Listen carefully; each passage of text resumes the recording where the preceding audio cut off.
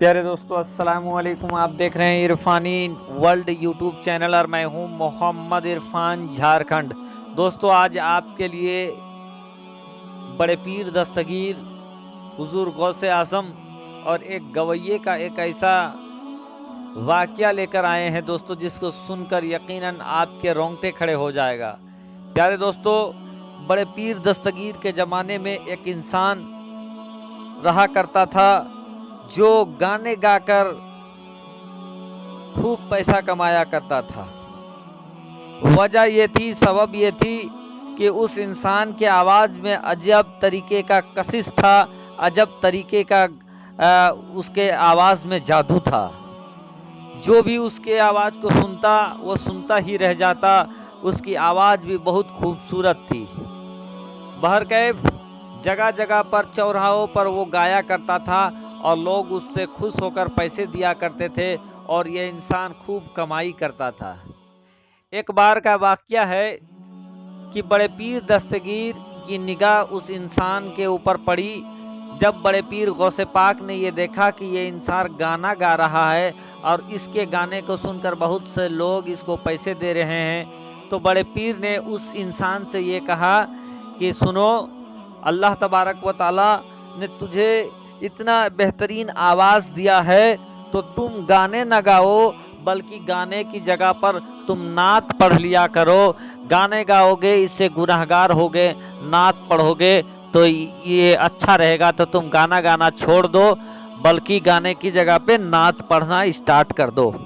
दोस्तों, उस इंसान ने बड़े पीर दस्तगीर को ये बात कह के टाल दिया और ये कहने लगा कि नहीं, मेरी आवाज़ से अब्दुल कादिर जो है जलते हैं और वो मुझे गाना गाने के लिए नहीं कहते हैं। दोस्तों, उस दिन से वो इंसान क्या किया कि चौक चौराहों पर बड़े पीर दस्तगीर की बुराई कहने लगा। ये सबको ये बताने लगा कि नहीं, अब्दुल कादिर मुझसे जलते हैं, मेरी आवाज़ से जलते हैं, मुझे गाना छोड़ने को कहने लगे।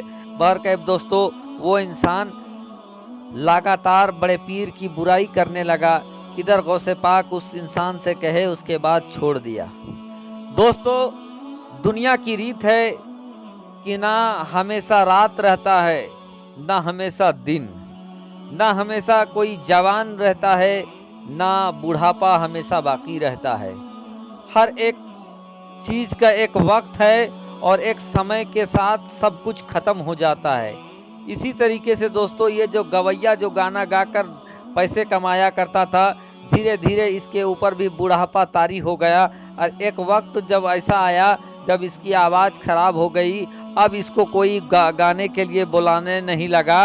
और जब इस तरीके का मामला होने लगा तो दोस्तों, इसके घर वाले, इसके बेटे, जो कि ये गा बजा कर ये जो पैसा लाया करता था उसके बच्चे को देता था, उसके बच्चे इसको खाना देते थे। लेकिन जैसे ही अब ये गाने नहीं लगा, जैसे ही अब इसके आवाज़ का जादू ख़त्म हो गया, कोई इसको घर में बुलाने नहीं लगा गाने के लिए, तो ये इंसान बहुत परेशान होने लगा। रुपये पैसे की तंगी होने लगी। कुछ दिन तो जो कमाया था उससे इसका गुजारा चलता रहा, लेकिन वो कमाया हुआ कितना दिन चलता। एक दिन ऐसा आता है कि इस इंसान के पास कुछ नहीं रहता है और इसके जो घर वाले थे अब इसको खाने दाने को भी नहीं देने लगे। एक दिन ऐसा आता है कि इसके घर वाले इस इंसान को, इस गवैये को उसके घर से भी बाहर निकाल देते हैं। अब ये इंसान पागलों की तरह इधर उधर फिरने लगा। लोग इस इंसान के साथ बैठना भी गवारा नहीं करने लगे। इस इंसान के जिस्म में मक्खियां ढनढनाने लगी, कपड़े फट चुके थे, लिबास फट चुका था, खाने दाने दाने को ये मोहताज हो चुका था।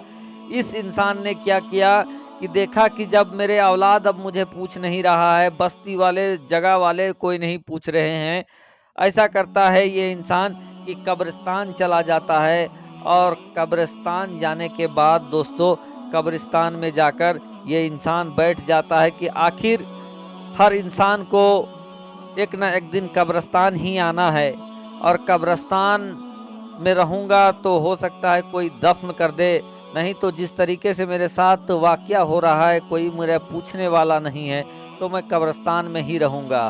बहरकैफ ये इंसान कब्रिस्तान में बैठा था कि एक दिन ऐसा वक्त आता है कि बड़े पीर दस्तगीर का गुजर उसी कब्रिस्तान के जानिब से हो रहा था।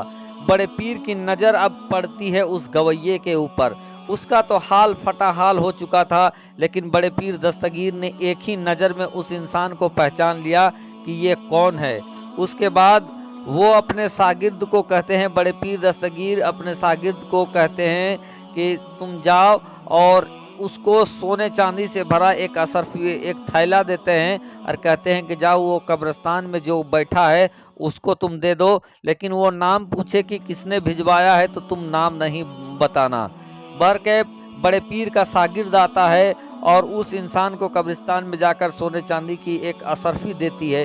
जब उस इंसान को ये असरफी मिलता है तो वो बहुत खुश हो जाता है और वो ये उससे लाने वाले कासिद से ये सवाल करता है कि आप बताइए मेरा कौन सा शहर में ऐसा मेहरबान है जो मेरे लिए इतना रुपया पैसा भेजा है। मेरे इस फटे हाल में मुझे मेरे घर वाले कोई पूछ नहीं रहे हैं, लेकिन वो कौन है जो मुझसे इस कदर मोहब्बत करता है कि उसने मेरे लिए इतना पैसा भेजा है। बहरकैफ वो शख्स ये कहता है कि मुझे ये पैसा आपको देने का हुक्म है, अपना नाम बताने का हुक्म नहीं है। वो इंसान चल देता है। अब ये गवैया जो था वो उसके पीछे पीछे चल देता है। पहुंचता है, देखता है तो उस गवैये का हैरत का ठिकाना नहीं रहता है कि वो इंसान जो पैसा लेकर आया था वो बड़े पीर दस्तगीर की जाकर खानका में रुकता है, वहाँ चला जाता है। अब ये इंसान सोचता है कि या अल्लाह, जिस इंसान की ज़िंदगी भर मैं बुराई करता रहा वो मेरा इतना बड़ा चाहने वाला है कि मेरे इस हालत में पहुंचने के बावजूद भी उसने मेरा इतना ख्याल किया और इतना रुपया पैसा डालकर भेजा है। बहरकैफ वो चला जाता है और बड़े पीर दस्तगीर उस समय वाजो नसीहत कर रहे थे। बड़े पीर की निगाह उस इंसान के पास पड़ती है तो फौरन बड़े पीर खड़ा होकर उस इंसान के सामने चले आते हैं और आने के बाद पूछते हैं कि ए फला शख्स, ये बताओ जो मैंने तुम्हें भेजा है क्या वो कम पड़ गया और तुम्हें चाहिए? वो इंसान रोने लगता है, कहता है मैं पूरी ज़िंदगी आपसे बुराई करता रहा आपका, और आप मेरे इतने बड़े चाहने वाले हैं। तो ए अब्दुल कादिर, एक दिन आपने कहा था कि तुम तौबा करो और अल्लाह तुम्हें माफ़ कर देगा, और उस वक्त मैंने नहीं माना था। लेकिन ए अब्दुल कादिर, क्या मैं इस समय तौबा करूँगा तो अल्लाह मुझे माफ़ करेगा?